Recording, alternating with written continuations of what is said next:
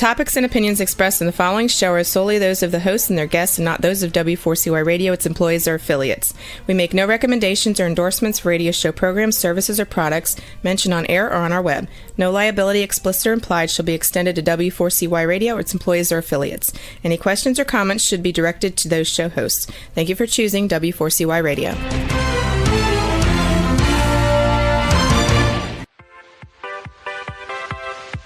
Welcome to the Ask Good Questions podcast, broadcasting live every Wednesday, 6 p.m. Eastern Time on W4CY Radio at W4CY.com. This week and every week, we will reach for a higher purpose in money and life, as well as a focus on health and wellness. Now, let's join your host, Benita Bell-Andersen, as together we start with Asking Good Questions.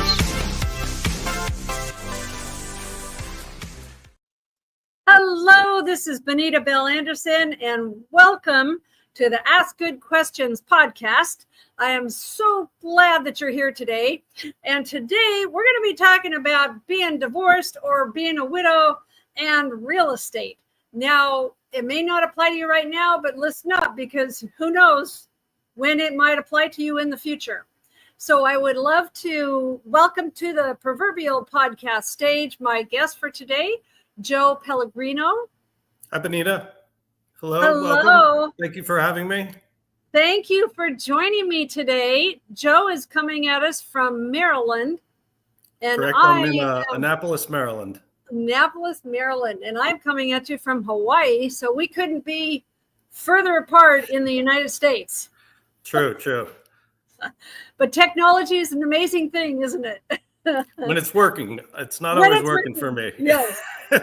So our time always feels like it's so short. So let me give you a little bio about Joe. He empowers women to confidently manage their real estate portfolios, large or small, specializing in helping those navigating property management responsibilities, sometimes for the first time. So today we're going to be focusing on those who are divorced or those that have lost their spouse. So he's the co-founder of Pantheon Group, and he's developed streamlined systems that eliminate the overwhelm of managing properties. So I want you to be thinking about the principles we're going to talk about today, whether you have more than one or just one property that you have a spouse that manages and you don't. The thing is that we want to make this so it's streamlined for you and give you some good things and ask some good questions about how to navigate this particular challenge. He works alongside families across the United States, and he and his team serve as trusted advisors, handling everything from staff management to maintenance decisions, ensuring their clients can focus on what matters most, building their new chapter with confidence. So this is one of those areas, I don't think, Joe, that it really gets talked about much at all. Do you?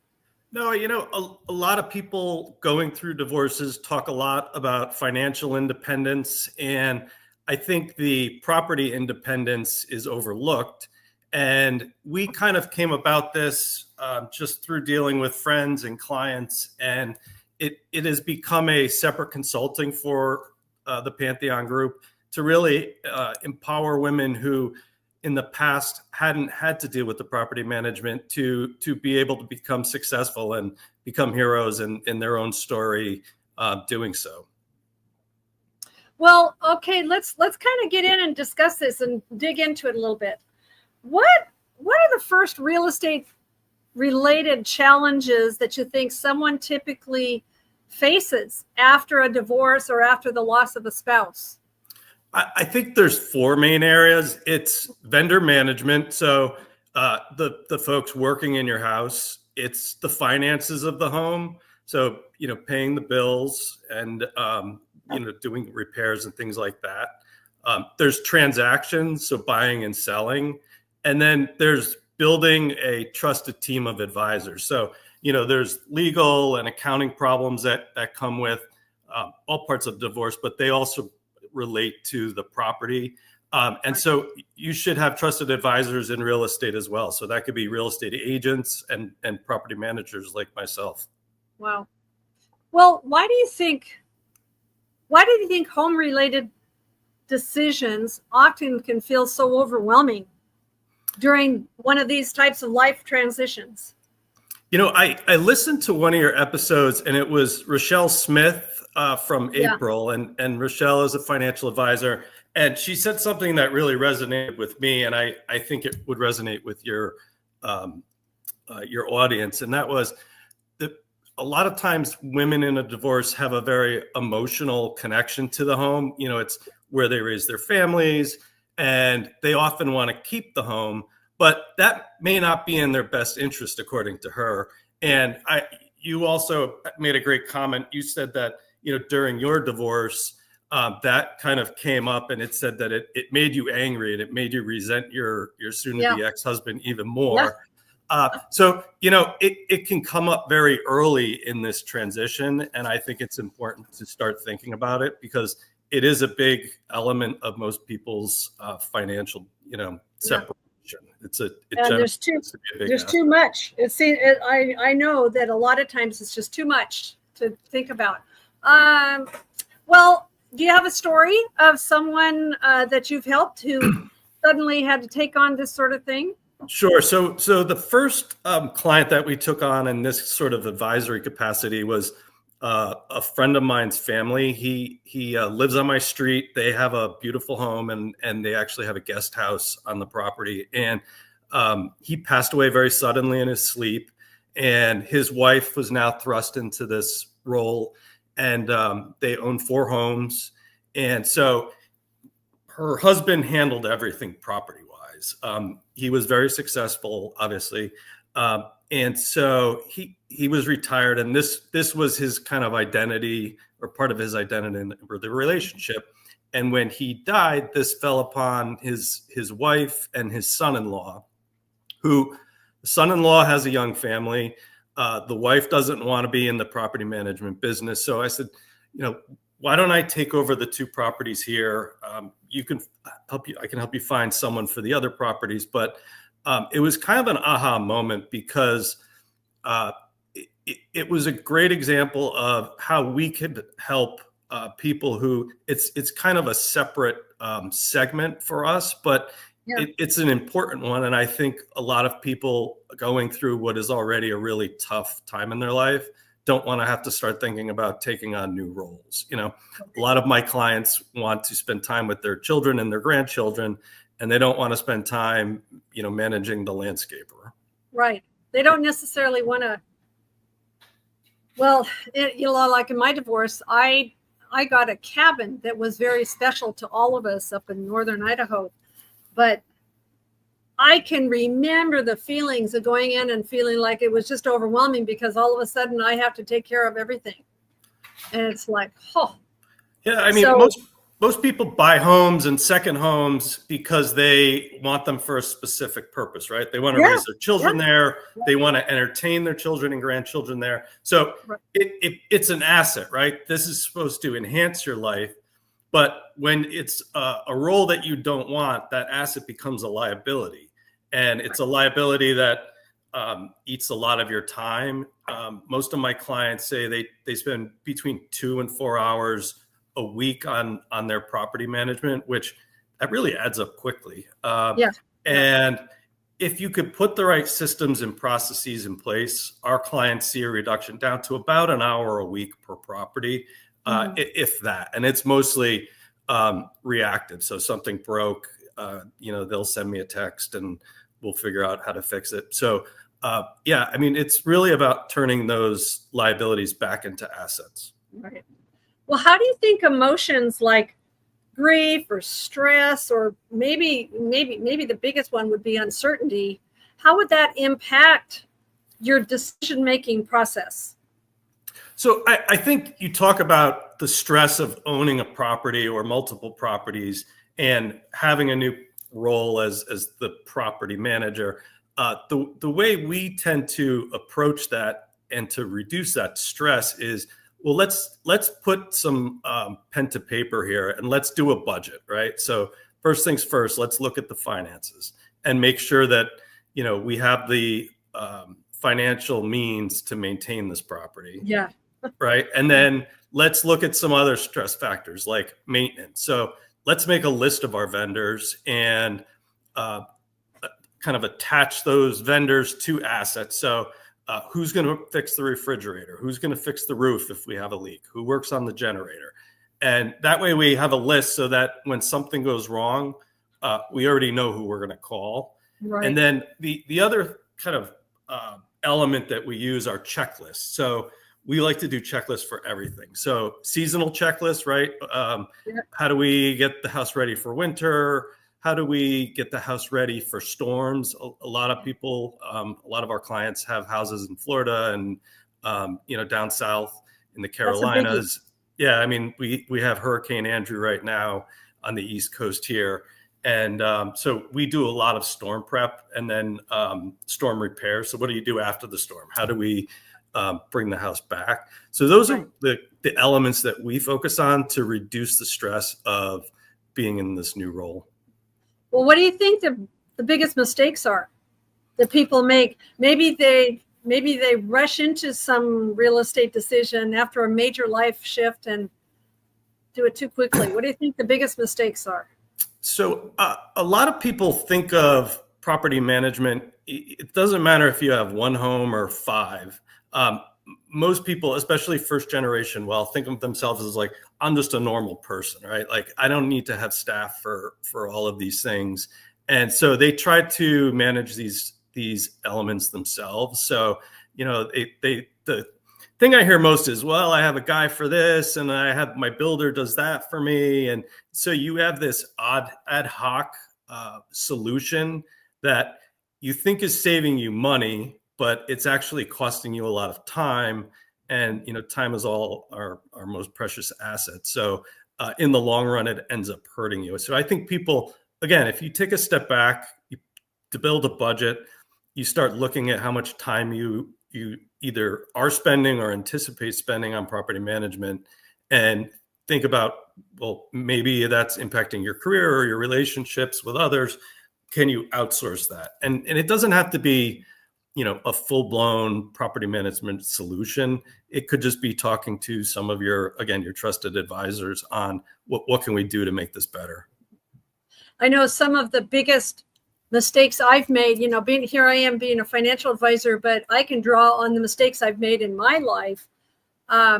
When you're talking about those financial considerations, like mortgage obligations or property taxes, HOA fees.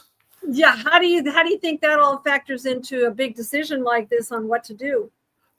Again, I think you have to really put pen to paper and say, just be really honest with yourself.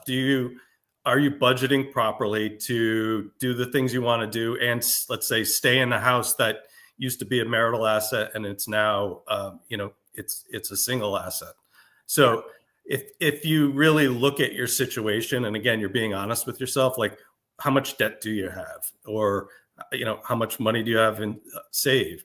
And can you continue to live in the house that you have a very strong emotional attachment to? Right. When I started this podcast, I was asked, well, what do you want to call it? And one of the reasons that I call this Ask Good Questions is because it was around real estate questions, like right before 2008 happened. Right. And I had not asked some of those good questions, which got me into trouble. And it was around different real estate things that I was involved in. And so it was kind of a no-brainer when I started this. Was like, I think there's a whole bunch, and it's really playing out to be a good title because there's what you're basically saying is you need to ask some good questions. Yeah. And I think, it's not just ask the questions of, let's say, your attorney or your accountant. It's your friends, your family, siblings, children, and just say, hey, this seems like, let's say keeping the house is a priority to me because, we raised you all there, or it's in the neighborhood where my friends are, and maybe selling that asset, or maybe it's upgrading because you want to be in a different neighborhood. Talk to your friends and talk to your family and see what's important to them, because they're also trusted advisors. Right. Well, so talk to me about how you feel. I mean, like this would be like the background of your firm and what you provide. How do you think your firm steps in to provide stability and clarity? Because that, I feel like that would be where you'd have to start. Yeah, I mean, the way we got started was some of my friends have been very successful, and I've watched their real estate portfolios change from, a single, maybe a small apartment in Manhattan to a really, a penthouse apartment in Manhattan. And then they start buying vacation homes. And, again, it goes back to they think of themselves as just normal guys. And I don't need to have someone who's doing all of these things for me. But again, it's really impacting their relationships and their time with their family and their time with their friends. And so, we looked at the solution. And my background is in corporate real estate. I worked in corporate real estate for 20 plus years before moving into this, but it was C-suite. So, we were managing headquarters of Fortune 50 companies. And I saw this kind of unfolding with my friends and thought, like, these are, like hyper organized individuals who lead highly curated lives. Every minute of their day is accounted for. And I just thought there's got to be a better way to deal with their homes. And so I started digging into, well, how are they doing it? And so they're doing some of the work, and they have family offices who are doing some of the work, and their spouses are doing some of it, and their personal assistants. And we took a step back, my business partner and I, and said, well, this is not how, a Fortune 50 company would manage their real estate. How would they do it? And so we started kind of, let's see what works, what doesn't work. Let's see what sticks. And so we kind of pressure tested a few models, and it took about a year and a half. COVID hit, and we thought, now's not the greatest time to be starting a new company, especially the one that requires a lot of travel and a lot of interaction. And so we waited. And once COVID, started to subside, we beta tested essentially with friends and family and found what works and what doesn't work. And, it was through that process that I started meeting. It was two friends of my girlfriend. And then I mentioned my neighbor around the corner, who my neighbor is a widow, and the other two friends are going through or had gone through divorces, and they started asking questions about, what do you think about this? Or I'm thinking of buying a farm in Florida. Can you advise on that? So, their financial advisors talk to them about, can you afford this or not? Right. What we come in and look at is, does it make sense with your lifestyle to try to manage this property? So we can come in and say, all right, you've had a building inspection done, and we know what needs to be fixed, but nobody's looking at, well, what will this cost you to run on an annual basis? So we have a pretty good idea of what most types of properties run in all of the major markets we work in. So we could say, all right, we know the pool pumps are broken, and that's going to cost you whatever, $5,000. But we also see some other problems with, the roof that in the next few years is going to have to be replaced. And based on the climate where the property is, you're going to have a lot of rot that you should be budgeting X amount per year on those types of upgrades. We're on the water here. Property's on the water. Everything breaks in like 3 times as fast. I think nature's always trying to take everything back. Yeah, it's constantly trying to reclaim things. Yeah. So we look at that, and then we look at, well, what's your capital expenditures going to look like in the next, let's say, 3, 5, or 7 years, based on when the property was built. And after talking through these types of things with these clients, they can then go back to their financial advisors and make educated decisions. Yeah. One of the things I've always done, I've been a financial advisor for about 25 years. And one thing that I started really getting into more and more was purpose. And so I feel like what you're saying is that you really need to start from what your purpose is.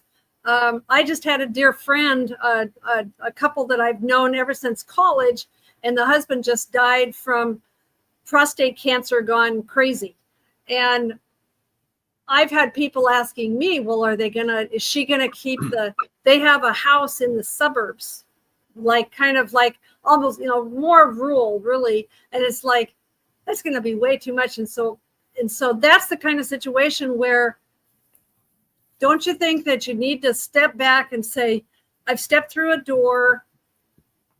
I've got a new life. I've got to create a new life. I have to rethink my priorities in life, right? Don't you think like that's where you have to start? Because it's a great point. What is your purpose? Is your purpose philanthropy? Is your purpose spending time with your grandchildren? Maybe your purpose is travel, in which case it doesn't make sense to have a lot of money tied up in a property. My business partner loves to cruise. And so he spends, 30 days a year cruising. And, he decided, well, how big of a house do I need if I want to continue to do that? So it's a great point. Like, what is your purpose? And then I think you can back into, these property decisions. The client that I mentioned who was looking at the farm in Florida, her purpose is she's into equestrian and she has a dog rescue. And so her divorce left her in a position where she doesn't have to work every day. But, she has to fill her day. And so she has a couple of horses. She does just a small number of fosters and adoptions per year. She does a lot of placement. And so it made sense for her to look for a bigger farm in Florida. I mean, it's a farmette. It's not tremendous, but it's still a pretty, it's not an inexpensive place to maintain. Oh, no. Anytime you add horses I've done horses. I've had horses. I love horses, but they're like the sailboat. Yeah. They're something you put money into in the most cases. Yeah, it's a big fiberglass hole in the water that you throw money in. Yeah. So do you divide up your services or support beyond like buying? So you also are doing some buying and selling and helping people do that, or do you hand that off? It's more advisory. I mean, I only charge my travel for my existing clients when they are considering a new property. Maybe it's in a new market. Maybe they're looking for a ski house or a beach house. And so that's just advisory work for our existing clients. I think for your audience, if someone was going through a messy divorce, either has some assets in real estate that they're looking for some advice on, I'd be happy to jump on a call and look at some pictures of the property and talk through what their goals are and what their purpose is, and figure out what should their strategy be. I mean, I'm happy to talk to their attorney or their financial advisor and see what sort of questions they may have also. Yeah. Well, that's a good point. There's a little thing that's scrolling along the bottom, the podcast website. On the podcast website is bonus downloads. And so I will be posting a little info thing about Joe and how to find him. So that's great. That is, you never know. Yeah, I mean, I'd love to help. Give you a brochure so that people could see a little bit more about what we do. Okay. All right. And I'm happy to give my email address and a link to our website, and they can learn a little bit more about our background and what we do. I mean, our bread and butter is property management for families that have, between 2 and 5 homes. But I think that this is an important thing to talk about. My parents went through a divorce when I was in my 20s, early 20s. And so I saw firsthand my mom going from, she was the homemaker. I have 4 siblings. So she ran the home, but my dad ran the property. So, when she sold the house that I grew up in and bought a house around the corner, she had a lot of questions. And so being in the property business, my brother's an attorney, my sister's an accountant, we all kind of came together and said, okay, wasn't that nice? Yeah, we're the support team here. But, it was definitely a learning experience. And so I had that kind of aha moment when my neighbor passed away, and saw what his wife was going through and said, look, you probably don't want to pay for my type of service, nor do I necessarily think you need it. But why don't you put your properties on our software? That doesn't cost us anything. And, we can look at, well, where do you need help, or where do you want to spend your time? And really, she doesn't want much to do with the property management. So we take care of it. It's on my street. I walk my dog by it 2-3 times a day. So, it's, I enjoy doing that, but I'm also happy to talk to any of your audience and kind of chat through what their challenges are and see, maybe I'm not the best person to make those recommendations for them, or maybe I'm not the right person if they're looking for a property manager to manage their properties. But we know other people in the industry. It's actually a pretty small industry. We're constantly bumping into each other in events, so I can make plenty of recommendations for people in almost any market in the U.S. Awesome. Well, how important do you think? I mean, do you think people should just say, "Oh, I'll take care of that someday," or do you think it's important to have trusted vendors and contractors that are already lined up? You kind of started out talking about that, but I mean, some people might say, I'll deal with that later. I mean, it depends on the property, Benina. I would say if it's a complex property, I wouldn't wait until later. I think it depends on where the property is. So if you're in an area that gets a lot of hurricanes or tornadoes or earthquakes, you better. I don't think you want to wait. I mean, a lot of our clients who are in those types of areas where, let's say you need fuel for a generator to keep the house running, you line that up ahead of time and you put the fuel delivery companies on a retainer so that when there's an event, after schools and hospitals and fire and police departments, I'm pretty high on the next tier of people to get fuel when we need it. So I think it's important to do that ahead of time. I mean, do you need to have a vendor in place to clean your couches or to do little things around the house? I think you do that as needed, but you want a roofer, you want a good plumber. All the trades are hard to really get people who are good and who will actually come when they say they will when you call. So I think as the principal property manager, you should be thinking about those things. It's why I recommend you do a list and actually tie the vendor to the major assets in the house. That way, when something does go wrong, you're not scrambling trying to find someone who will do it. Right. It's good to have those people in place. A good handyman is like completely worth their gold. Yeah. Well, let's talk a little bit about navigating key decisions. So how do you help clients decide when to keep? I mean, let's talk about, like my friend who's just lost her husband. How do you decide? Where do you start when you have to decide whether to keep the family home, sell it, or downsize? So that I think is more of a financial decision, and I think we support the advisors who are making those recommendations, right? So it could be a matter of, can I afford this? It could be a matter of, should I continue to keep this house? That's not really what we do. We're more focused on, okay, you've made the decision. Let us help you guide. Let us guide you through the transaction. So, maybe you need a realtor in a specific market. Maybe you need, you have a realtor, they have identified, a new property for you, or they've given you a range of what they think they can sell a property for. You can bounce that off us. I mean, we spend so much time with clients buying and selling. We can tell the market will speak no matter what, but if a lot of times, I'm not disparaging realtors, but in order to get a new client in a market where maybe the client doesn't know other people, they'll say, I can get $5 million for a house that, there's no way they're going to get $5 million for, but they're, now they're kind of embedded. So we can make some recommendations on who we know in certain markets. We could look at listing agreements and talk through that with their attorneys and see if that makes sense. But those are big decisions. And I think the more people that you can bring in to advise you, the better off you'll be. And maybe the better you'll feel at the end of the process or transaction that, you made the right decision.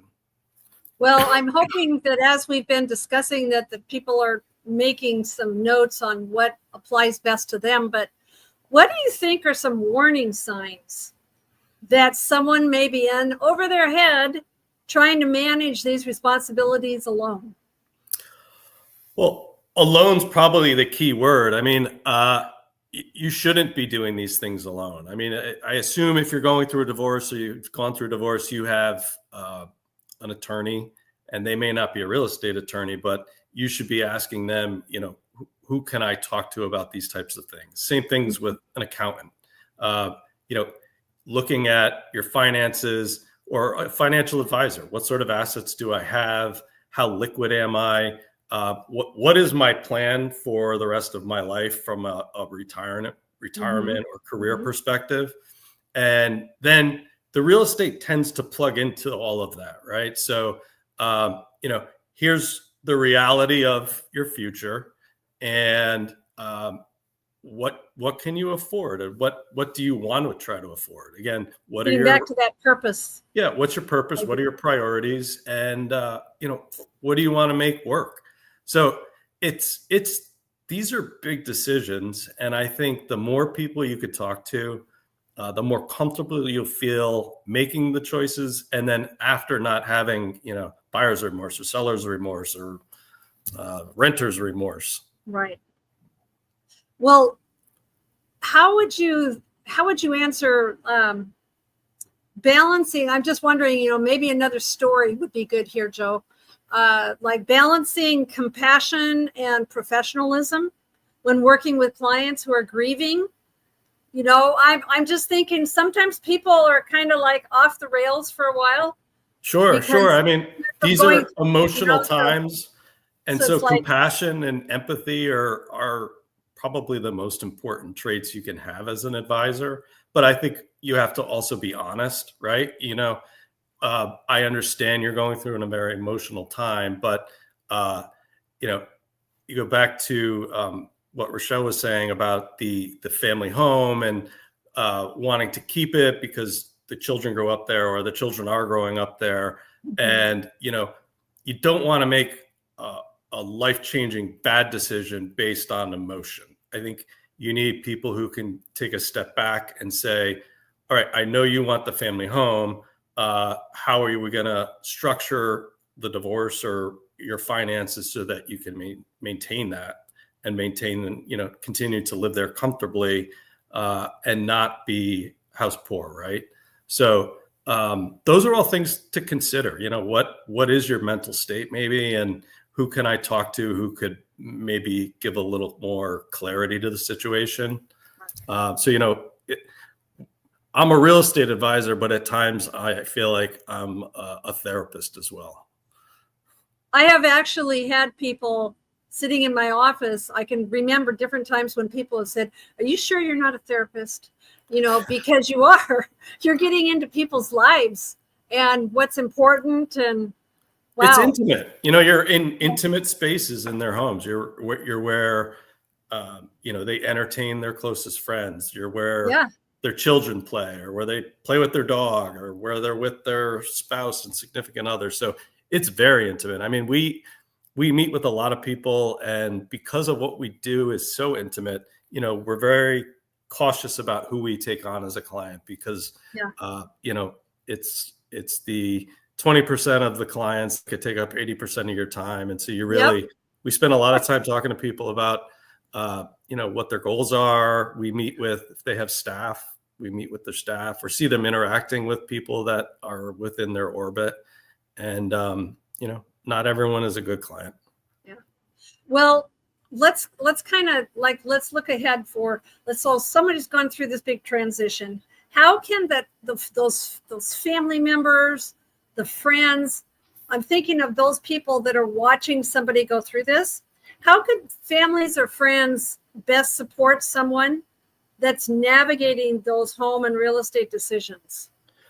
Yeah, I think there's a couple aspects. I mean, if you've made the real estate decisions, the best types of vendor referrals usually come from your friends and family, right? You know, Yeah. the person shows up when he or she says she will, and you know, they're honest. If they're organized, they're clean, right? You know, the first litmus test I look at when I meet a new vendor is, what does the van look like, or what does the truck look like?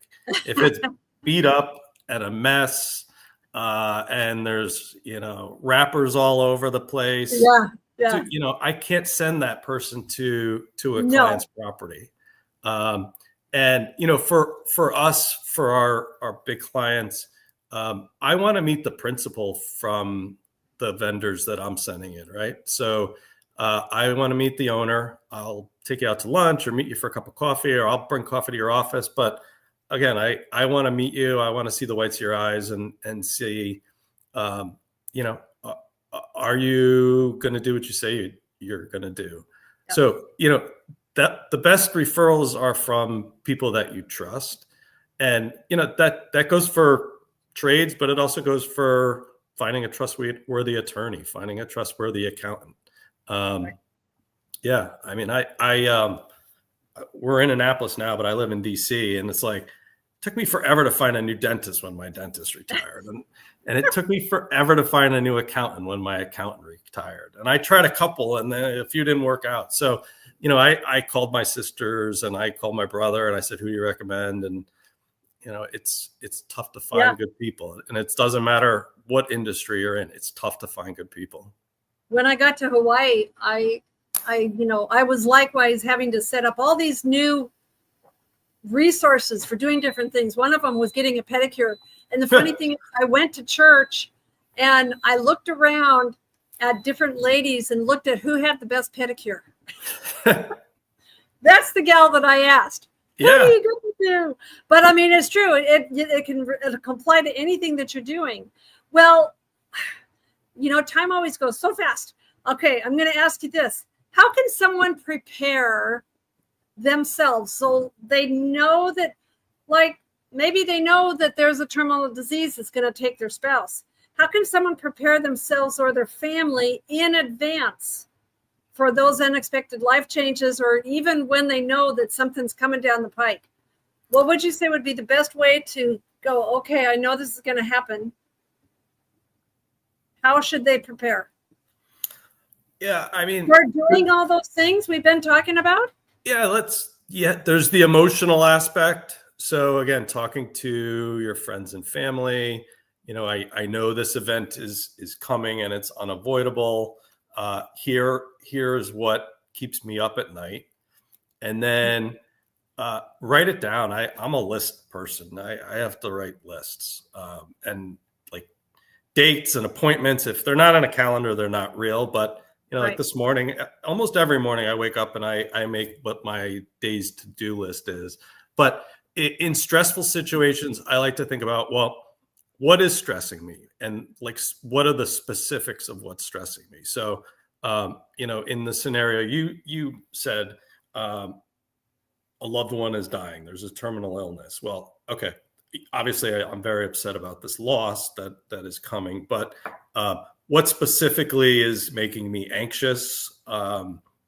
So could be the finances. Well, who can I talk to? I can talk to, I don't know, maybe my children or my financial advisor or my accountant and say, I'm very anxious about my finances. And you can look at, well, here's where you are. Maybe you need to change your investment portfolio or strategy, or maybe you do need to downsize. Like, you're not going to be able to continue to, drive a Mercedes or have a second home. Let's address what's stressing you. And from a real estate perspective, it could be, I'm not going to be comfortable maintaining this home or these homes. Okay, why? What is it? The money? Is it the time? Is it the travel. I know it could be just the unexpected. I don't know what is stressing me about it. So, we could talk through, let's think about what the model is that would alleviate this stress in your life.